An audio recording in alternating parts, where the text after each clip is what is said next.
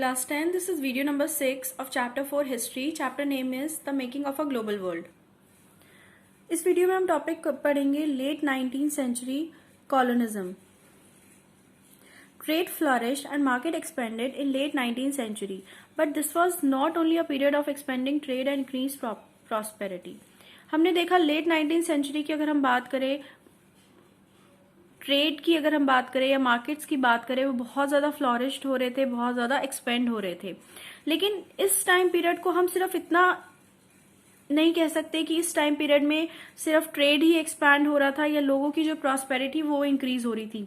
इनके अलावा भी बहुत सारी इंपॉर्टेंट चीज़ें थी जो पूरे वर्ल्ड में उस टाइम हो रही थी. It is important to realise that there was a darker side of this process. In many parts of the world, the expansion of trade and a closer relationship with the world economy also meant a loss of freedom and livelihood.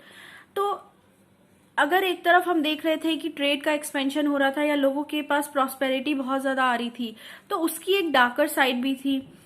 Darker side से यहाँ पे ये मतलब है कि बहुत सारे parts में पूरे वर्ल्ड के अंदर अगर एक्सपेंशन हो रहा था ट्रेड का, लोगों का जो रिलेशनशिप था वर्ल्ड के साथ वो एक तरह से क्लोज हो रहा था, यानी कि दो देशों के बीच में जो रिलेशनशिप है वो मजबूत हो रहा था. लेकिन उसके साथ साथ बहुत सारी ऐसी जगह थी, बहुत सारे ऐसी कंट्रीज थी जहाँ पे लोगों की फ्रीडम छीनी जा रही थी, उनकी जो लाइवलीहुड्स थी वो उनके पास नहीं बची थी, जीने के लिए कुछ भी नहीं था.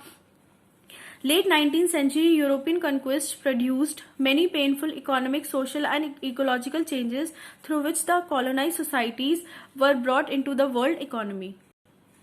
It means जब यूरोपियंस ने डिफरेंट कंट्रीज को अपने कंट्रोल में ले लिया था, यानी कि उन कंट्रीज के ऊपर एक तरह से कॉलोनाइजेशन हो गया था, कॉलोनियल रूल था यूरोपियंस का, तो उसकी वजह से वहाँ उन कंट्रीज की जो इकोनॉमिक, सोशल या इकोलॉजिकल चेंजेस थे वो बहुत ज्यादा आए थे. इट मीन्स कि यूरोपियन की कंट्रोल होने के बाद, यूरोपियंस ने जब उन कंट्रीज पे अपना कंट्रोल किया, उसके बाद ही उन कंट्रीज के अंदर इन सब चीजों में क्या आए, चेंजेस आए, जिसकी वजह से वो जो कॉलोनाइज सोसाइटीज थी वो एक तरह से वर्ल्ड इकोनॉमी के अंदर उनकी एंट्री हो पाई. Look at map of Africa. You will see some countries' borders run straight as if they were drawn using a ruler. तो इस मैप को आप देख सकते हो. इस मैप को देखने से आपको लगेगा कि इनके जो बॉर्डर्स है, उनके बॉर्डर्स को किससे ड्रॉ किया गया है, एक रूलर से, यानी कि एक स्केल से ड्रॉ किया गया है. Well, in fact this was almost how rival European powers in Africa Drew up the borders, demarcating their respective territories. In 1885, the big European power met in Berlin to complete the carving up of Africa between them. तो यहाँ पे जो European powers थी Africa के अंदर, उन लोगों ने क्या किया, इन टेरिटरीज को एक तरह से डिवाइड किया. 1885 में जो मीटिंग हुई थी यूरोपियन पावर्स के बीच में, वो बर्लिन में मिले थे, और उसके बाद इस अफ्रीका को एक तरह से अलग अलग स्टेट्स में, अलग अलग कंट्रीज में डिवाइड किया गया था. तो आपने देखा यूरोपियन पावर्स, यहाँ पे वर्ड यूज किया गया है. यूरोपियन पावर्स इन सारी कंट्रीज को बोला गया है जो कि यूरोप से बिलोंग करती थी. तो ये सारी कंट्रीज थी जो कि अफ्रीका के ऊपर उस टाइम पीरियड में क्या कर रही थी, वहां पे एक तरह से उनका राज था, उनपे, इस अफ्रीका पे पूरा कंट्रोल था इन सारी कंट्रीज का, इन यूरोपियन पावर्स का. सो ये जब 1855 में एक मीटिंग में बैठी थी, उन्होंने इस चीज को डिसाइड किया था कि अफ्रीका के अंदर कौन सा एरिया किस यूरोपियन पावर के अंदर आएगा.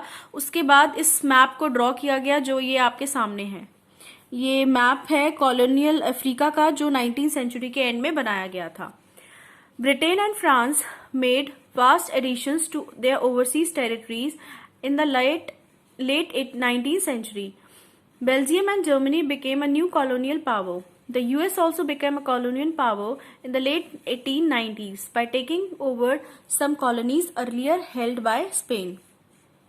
तो इस मैप में आप इजीली देख सकते हो कि जो ब्रिटेन था और जो फ्रांस था, एक तरह से सबसे ज्यादा एरिया जो कैप्चर किया गया था वो इन दोनों कंट्रीज के द्वारा किया गया था. ये जो ब्लू या पर्पल कलर है इस मैप के अंदर, ये वो एरिया है जो कि ब्रिटेन और फ्रांस के अंदर आया था. तो यहाँ पे जो ब्लू कलर आप देख रहे हो ये फ्रेंच के लिए डिपिक्ट करता है, यानी कि इस एरिया पे किसका कंट्रोल था, फ्रेंच का। और आप येलो कलर आप देख सकते हो, ये जो येलो कलर है इन एरियाज में कौन था, ब्रिटेन था। तो एक तरह से सबसे ज्यादा जो कंट्रोल किया था, सबसे ज्यादा जो एरिया कैप्चर किया गया था अफ्रीका के अंदर, वो इन दोनों कंट्रीज द्वारा किया गया था।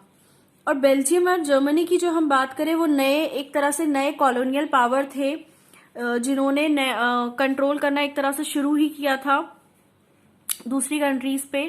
और जो यूएस थी वो भी एक 1890s की बात करें तो वो भी एक कॉलोनियल पावर बन गया था, यानी कि अब यूएस ने भी क्या कर दिया था, डिफरेंट जो कंट्रीज हुआ करती थी उन पे अपना जो कंट्रोल है वो करना शुरू कर दिया था। और यूएस ने किसको कॉलोनीज बनाया था अपना, जैसे स्पेन की यहाँ पे लिखा हुआ है कि स्पेन को 1890 में यूएस ने अपना कॉलोनियल पावर बना लिया था। Look at one example of destructive impact of colonialism on the economy and livelihoods of colonised people. तो जिस तरह से कॉलोनाइज किया गया था डिफरेंट कंट्रीज को, डिफरेंट स्टेट्स को, उसकी वजह से बहुत बुरा इम्पैक्ट पड़ा था उन इकोनॉमीज पे। वहां के जो लोग थे एक तरह से उनका जो लाइवलीहुड था, उनका जो जीने का सहारा था वो तक छीन लिया गया था। और बहुत ही ज्यादा इकोनॉमी की अगर हम बात करें तो इकोनॉमी जो थी वो पूरी तरह खराब हो चुकी थी, बर्बाद हो चुकी थी। So next topic is rinderpest or the cattle plague. In Africa, 1890s, a fast-spreading disease of a cattle plague or rinderpest had terrifying impact on the people's livelihood and local economy. तो Africa में अगर हम बात करें 1890 की, एक बहुत ही बड़ी बीमारी थी जिसको कैटल प्लेग के नाम से बुलाते थे। तो उसकी वजह से बहुत ही बुरा असर पड़ा लोगों की लाइवलीहुड्स पे, उनके कारोबार वगैरह पे, उनके जो भी बिजनेस था उस पे, और जो लोकल इकोनॉमी था उन सब चीजों पे। This is a good example of widespread European imperial impact on colonise societies.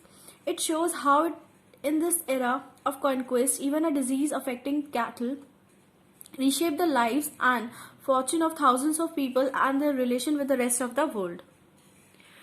इसको हम एक अच्छा एग्जाम्पल, गुड एग्जाम्पल समझ सकते हैं कि एक तरफ हम देख रहे थे कि जो यूरोपियन पावर थी वो अलग अलग देशों में अलग अलग सोसाइटीज को कॉलोनाइज सोसाइटीज बना रही थी, अलग अलग कंट्रीज पे अपना कंट्रोल कर रही थी। और एक तरफ हम देख रहे थे कि ये जो एरा था, इस एरा के अंदर जो डिजीज थी वो कितनी ज्यादा कैटल को अफेक्ट कर रही थी। ये जो बीमारी थी राइंडरपेस्ट या फिर कैटल प्लेग, ये बीमारी सिर्फ कैटल को ही हुआ करती थी और इसकी वजह से लाखों की जो नंबर्स में जो कैटल्स थी उनकी एक तरह से डेथ हो गई थी, जिसकी वजह से यहाँ पे इस बीमारी के को एक बहुत ही फॉर्च्यून माना गया है जो लोगों के लिए, स्पेशली जो अफ्रीका के अंदर जो लोग थे। और इसी की वजह से जो रिलेशन था पूरे वर्ल्ड के साथ वो काफी ज्यादा एक तरह से बढ़ता चला गया था। Historically Africa had abundant land and a relatively small population.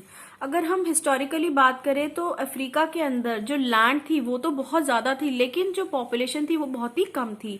For centuries land and livestock sustain African livelihoods and people rarely work for a wage. In late 19th century Africa, there were few consumers goods that wages could buy. So यहाँ पे population कम होने की वजह से वहां पे land ज्यादा थी, लैंड ज्यादा होने की वजह से जो वहां के लैंड था या फिर जो लाइफ स्टॉक था वो काफी ज्यादा सस्टेन रहा, यानी कि उसमें कभी कमी नहीं आई लाइफ स्टॉक के अंदर। और जो लोग हुआ करते थे उन लोगों को काम करने के लिए वेजेस पे डिपेंड नहीं होना पड़ता था। लेट 19th सेंचुरी की अगर हम बात करें, बहुत ही कम ऐसे कंज्यूमर्स हुआ करते थे, कंज्यूमर गुड्स हुआ करते थे जो कि वेजेस द्वारा या फिर पैसों द्वारा खरीदे जाते थे।